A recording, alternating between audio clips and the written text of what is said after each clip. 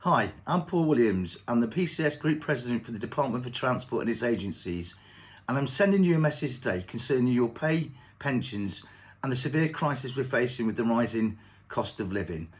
Your pay has been frozen and capped, and your living standards have fallen by around 20% in the last decade. The average PCS member is worse off now by about £2,300 since 2011. Official inflation figures are now running at 5.4%. That is the official inflation figures, but it's predicted to rise much higher in 2022. Of course, the energy price cap in April will be stopped, and of course, what we will then see is fuel bills rising by 50%, and it could go much more significantly higher in food bills and so forth. National insurance contributions are due to rise in April. And so for a member on £20,000 a year, that will mean a rise from £1,200 to £1,330 a year, up by 10%. And the government, of course, has also acted unlawfully around our pension contributions, refusing to refund the money that we paid in on that. So the government's refusal to implement the 2% cut in members' pension contributions rates is costing us dearly, year on year.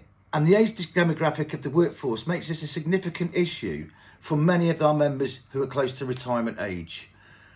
Within the transport sector itself, there are huge disparities in pay rates at each grade, and the discrimination and inequity this causes has to be eradicated. Low pay is increasingly an issue in some areas. For DVSA, for example, due to the increased workload pressures and better pay rates being offered in other areas of the haulage sector, it is extremely hard to actually recruit driving examiners. And in the central department, the staff turnover is now over 13%. That's nearly over double what it was last year.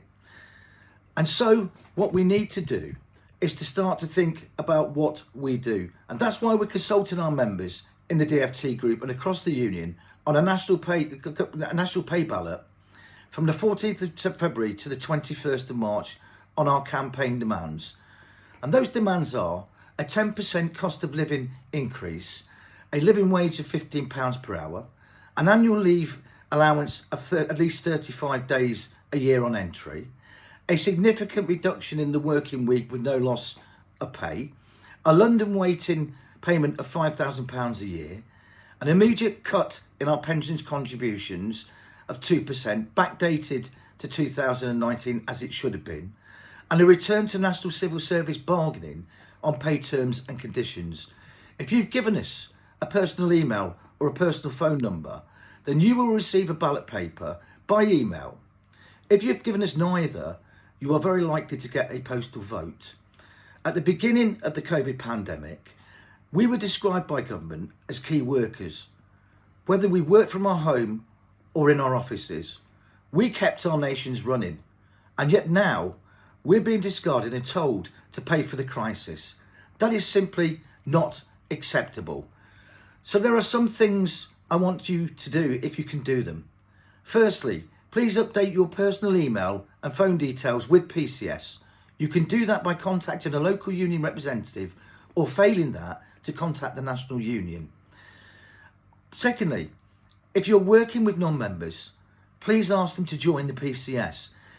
You are the best people to do this, and it's extremely important that everybody has their say over what is happening.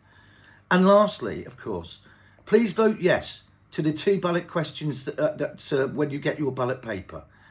It's extremely important that we send a powerful message to government, ministers, and to your employer, and a message that says that we will not accept a below inflation pay freeze, a pay cut again. So please do all you can to make sure that you participate in our consultative pay, pensions and cost of living ballot. Thank you.